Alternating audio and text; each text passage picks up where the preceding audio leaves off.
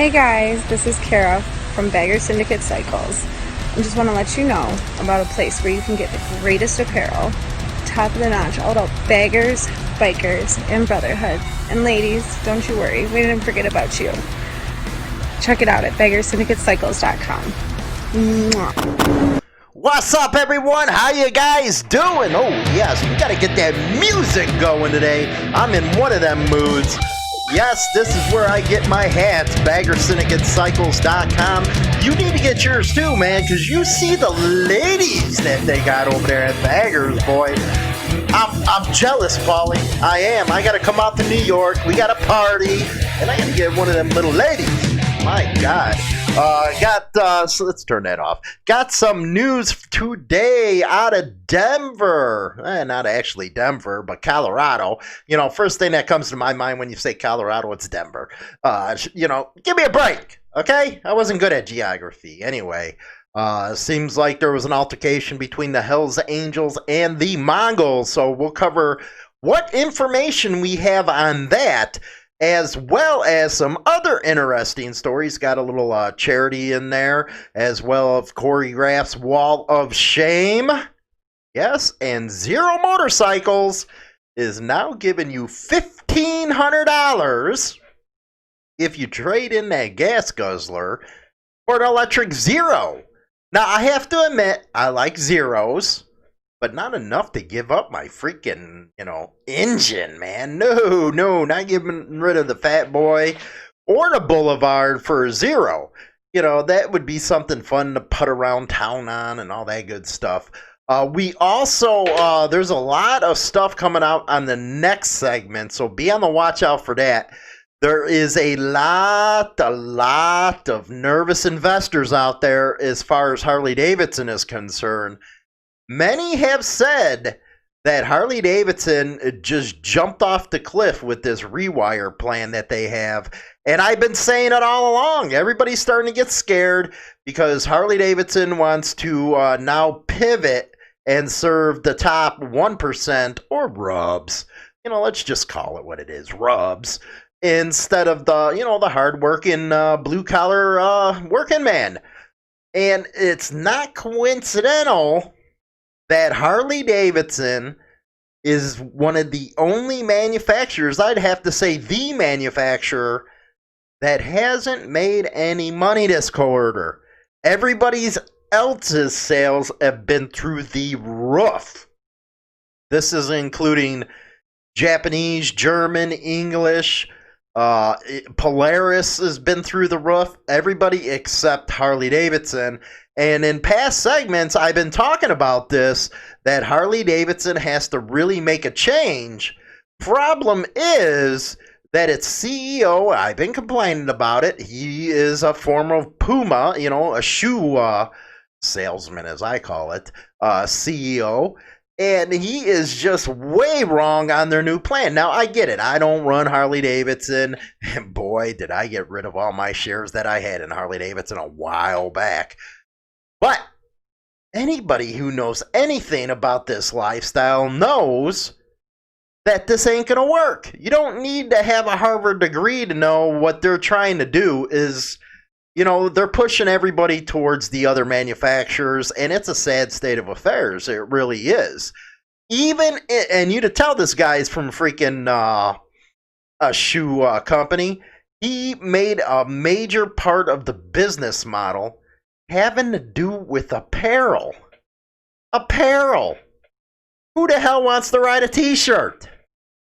Your main business, and this is the problem when companies get away from their core business, is they start getting their asses kicked.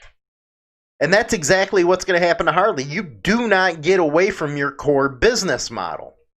And this is where that CEO is taking it.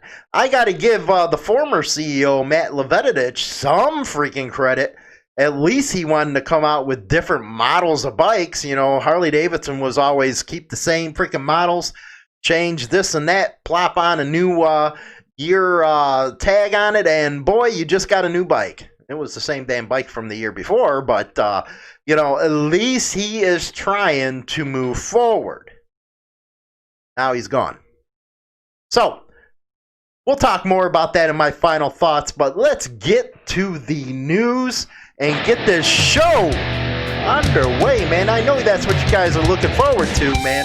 And thanks, everybody. Pound Rock on for all the interest in my final thoughts, man. It's real cool. Here we go out of the DenverChannel.com. This is the local news. It looks like Channel 7. 4 shot, 1 dead in shooting outside Arvada restaurant. This by Robert Garrison. Arvada, Colorado. Police in Arvada are investigating a shooting outside a restaurant Saturday night that left 3 people wounded and 1 person dead. Around 10:22 p.m., 911 operators received calls reporting that multiple shots had been fired outside Jake's Roadhouse Barbecue, located at 5980 North Lamar Street. 3 people were wounded and a 4th person died in the shooting. The police said it arose from a conflict between 2 motorcycle clubs, the Hells Angels and Mongols Motorcycle Group. Well, at least it didn't call them a gang like everybody else is. Outside the restaurant, according to Arvada Police Detective David Snelling, no arrests have been made. I'm sure that's going to be coming. But again, sad state of affairs, and, you know, I'll talk about this in my final thoughts. Let's go to Electrek. This was what I was talking about. Zero's giving an extra $1,500 to anyone who trades in a gas motorcycle. Who's the takers on this? Come on, guys, let me know. You gonna take the $1,500 to trade in that gas motorcycle? I gotta admit, you know, if you're on the radio, again, you guys want to come over to the YouTube and Facebook. That way you to see some of the stuff that we're talking about. This Zero looks pretty damn good. If you got a gas motorcycle but want to swap it for an electric one, the timing could be just right. Zero Motorcycles has just announced that they are reinstating their Cash for Carbon trade-in program that adds an additional $1,500 on top of the gas bike's assessed trade-in value. Zero's Cash for Carbon trade-in program has been one of the company's most successful in the past. You know, with the electric bikes, see, with Zero, it's pretty cool. Because they got a lot, you know, their mileage, I think with the kit, you can go up to like 350. So that's pretty damn decent. If you got the infrastructure like they do on that roadway out in Cali, Oregon, and Washington State. You know, that guy was able to go out there. They had chargers, blah, blah, blah. But you need, for the electric bikes to really take off, you need that infrastructure all over the country. And now the incentive is back for a limited time to capitalize on the rush of new and returning riders that are hitting the road after the COVID-19 lockdowns. You know, one thing a lot of industries have been hurting, but motorcycle sales, well, all except Harley. And I'm not trying to bash on Harley, man. Facts are facts, you know. You can't argue with facts. No one, you just can't. You know, I lost my words there because, you know what, it gets tiring when you get the Harley cheerleaders out there. Well, this and that and this and that. Well, you can't argue against facts, man. The numbers are there. Just like the lockdown saw an increase in electric bicycle purchases. Those are pretty cool, by the way. Electric motorcycles have seen their own surge in sales recently. To qualify, Zero customers will need to trade in a gas-powered motorcycle towards the purchase of a new SRF or an SRS from Zero. You know what you can do is like maybe get you a cheap-ass Honda Rebel or something. Hey, it's a gas engine, trade it in, get $1,500 where, you know, you probably get like $300 or $400 off the street. Hey, I'm just saying that's a good way you might want to go. Cash for Carbon increases the trade-in value allowed by an authorized Zero motorcycle dealer of any titled gas motorcycle a rider uses as trade towards the purchase of a new 2020. See, it don't give any restrictions on that. From now until now, you only got to August 15th, so that's about a month. Buyers who bring in a gas bike as a trade-in towards the purchase will be given that credit. It gets stacked on top of any existing incentives on the state level, plus a new federal incentive that offers up to 10% back. That can add up to about $4,000 off the purchase of a new Zero SRS or SRF with a price tag of around 20 G's. So you're getting one for 16,000 plus tax. So that is Zero, and that's also the one that Harley Davidson thinks the Livewire is going to compete against. Not happening. Anyway, out of the Rapid City Journal, for those going to Sturgis, Buffalo Chip announces new concerts for 80th annual rally. People that were supposed to be there, we can get in that in a minute, but acts include 38 Special, Rock On. They'll headline August 13th. Night Ranger is going to be headlining August 10th. Great White, August 12th. Adelaide's Way, Trapped, who will headline August 9th, and Blackstone Cherry. The original headliners were Leonard Skinner, REO Speedwagon, Willie Nelson and Family, and ZZ Top. They're no longer on the lineup due to the concerns of COVID-19. You got Lita Ford coming August 7th. Anybody going, and go get that concert, man. She was hot in the day, boy. Hot.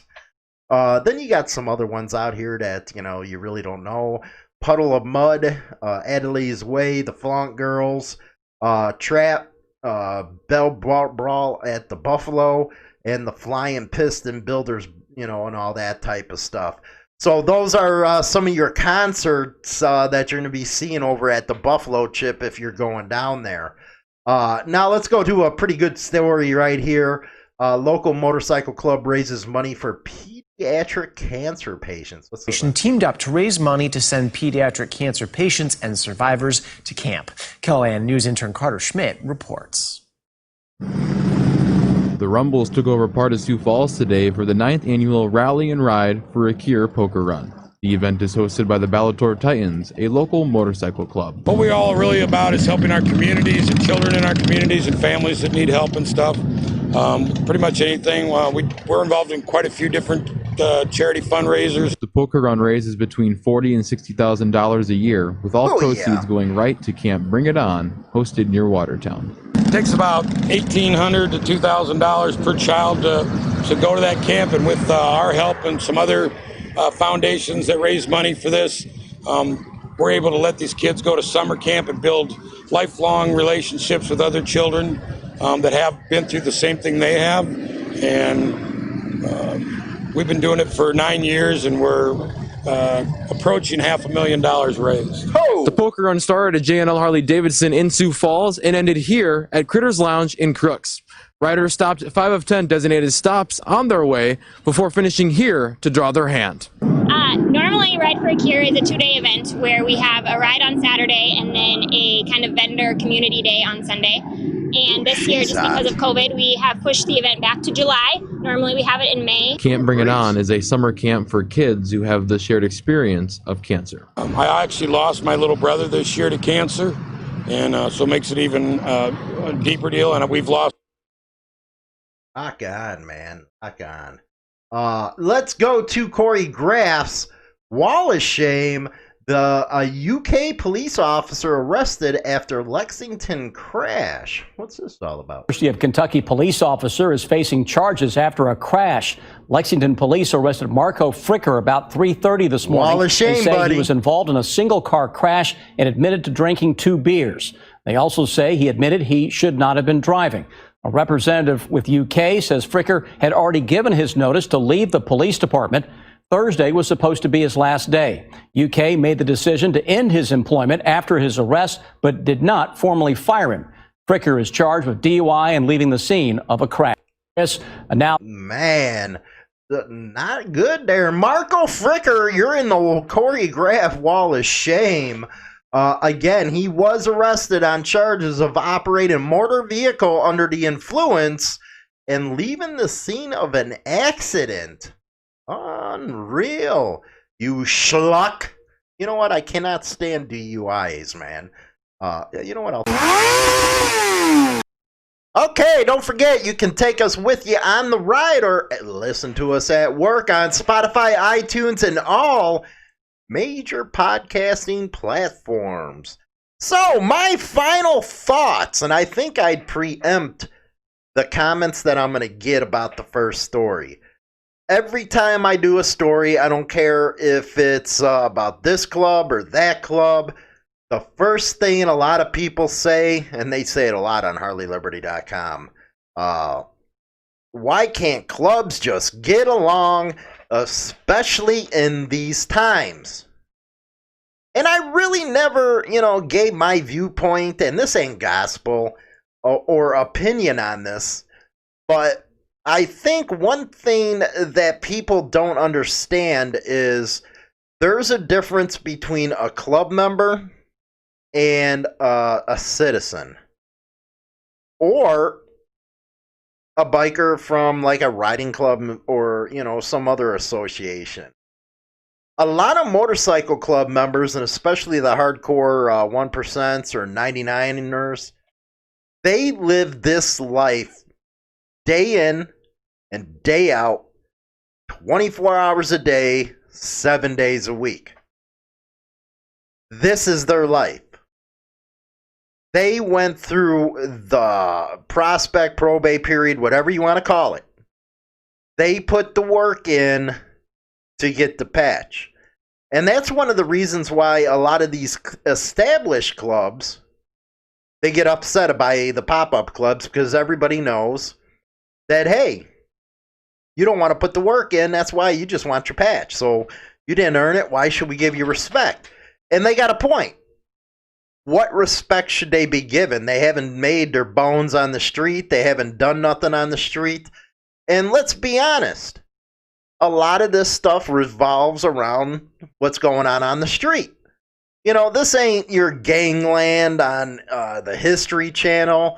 This ain't all your BS that you see in some documentaries that get it way off because they only want to put one side of the story out, not the other side. No, this is a lifestyle. And when you put all that time in, you make brothers, you get tight with them, and then all of a sudden something goes on. One might get hurt, one might get shot. Next thing you know, you're laying a body 6 feet under. Do you think that people are going to forget that? For one, if there's any loyalty, it wouldn't go unpunished, man. It's gonna happen because you bled with that guy, you cried with that guy, you went through hard times with that guy, and next thing you know, something went down and he's in the ground. So if you're truly brothers, you're gonna avenge that. That thing with the Angels and Mongols have been going on almost over 40 years now. Do you really think that something like that, with all the loss on both sides, they're going to sit down and play patty cake at the table? That's not going to happen. And I think people outside the club world need to understand that. It's just not sitting down and trying to work out your problems when you had brothers on both sides killed, brothers on both sides went to prison for that patch. How do you expect them just to forget about what happened? How do you expect them to sit down, shake hands, and just put it behind them? Why? Because you think so? Or because you think that's what's going to be good for the community? It's not going to happen. You just got to be real about it. And you have to say to yourself, why should they? It's a good, interesting question. It's only a question that they can answer themselves. Does it make it look bad on the rest of the club community, the biker community? Well, from a certain point of view, I guess. It's whatever your viewpoint is. But the deal is if you're not around the organizations or you're not in one, to put it blank, your opinion don't matter any damn way. You're not the one flying the colors. You're not the one out there living the life. It's their stuff. It's their organization, their brothers. So basically what people are going to say to you is, what's it matter to you any damn way? Do you think just getting on there, throwing your comments about this is the way it should be is going to change anything? No, it ain't. Do we wish it would? Yeah, a lot of people don't, wish it would get better out there between clubs. But again, we're not the ones wearing the patch. It's them doing it. And they're living life according to their way that they think it should be lived. That's one thing, people talk about freedom and all this crap being associated with the lifestyle. Well, true freedom's doing what the hell you want when you want. Living the way you want. You're not living according to somebody else's ideals or philosophy. You're doing you. A lot of, including me, I don't like working for other people, so I have to make my way. I got to hustle, do my thing. That's freedom to me. Freedom to either make it on my own or not make it on my own. Hopefully you understand what I'm saying there, because I'm going to get the comments, I already know. And I wish there was a good argument from people who put that. Tell me why they should get along, other than bikers need to stand together against this tyrannical government, or they need to stand together to get Leo off everybody's butt. Give me a better argument than them statements that's been said over and over and over again. I'd really like one. So that's my thoughts on that first story. The second one, I don't see, it might be a real successful program, the cash for, whatever they're doing, where you do the trade-in for a gas motorcycle for the electric one. That might work in the urban settings, but until they get an infrastructure, I don't think it's going to really make a difference. Because who the hell wants to jump on an electric bike, wait a couple hours, and then go? I don't know. Maybe you're that type of guy. Who knows? But the charity, man, that charity stuff was pretty damn cool. I like highlighting the stuff with the charity because there is more to clubs. There is more to being a biker that a lot of citizens don't get to see. And that's one of the major ones that bikers do, is make sure they take care of the community. Finally, Corey Graff's Wall of Shame. I can't stand drunk drivers, man. I get it. You want to go out there, you want to party, but that don't give you the damn right to go out there, get drunk, kill somebody. You always find out, or you always see it happen when somebody gets into a drunk driving situation. It's always the innocent ones that are killed. It's hardly ever the drunks. It's always the innocents. So make sure you use your freaking head. If you're out there drinking, don't be an idiot and get out on a bike and go hurt yourself or hurt somebody else. I do a lot of 420, but the only time I'll do 420 is when I'm in my house and about to go to bed. I won't even do 420 on a bike, man. I don't care what anybody says. It's dangerous as it is on a bike when you're sober. But when you're high or drunk, it's even more, it's even more dangerous. So why take the risk? That's, all I have to say on that. So hopefully you guys enjoyed the show. Don't forget to go visit us on all our platforms. Instagram. Yes, I get some ramblings going on Instagram lately. That's not an all biker type of deal. That's my personal thoughts. But it's going up strong over on Instagram, so don't be left out. Make sure you check it out. Also, bikerlifestylemagazine.com. If you haven't been over there, make sure you get over there, man. That's the sister site of HarleyLiberty.com.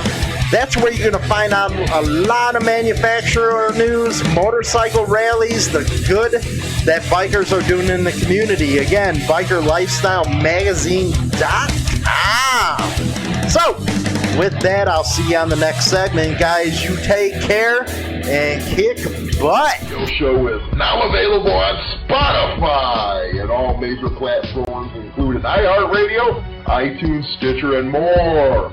Don't forget to become a subscriber on any one of these platforms so you can be notified right away when our weekly episode is uploaded so you never miss an episode. Hi, this is James Hollywood Machikari. Join our YouTube channel and get Motorcycle Madhouse and tons of videos related to the bikers. Join now by subscribing for free and become part of the Throttle today. Always free and always entertaining. Don't forget to visit us at www.harleyliberty.com for your daily biker news. Rock on!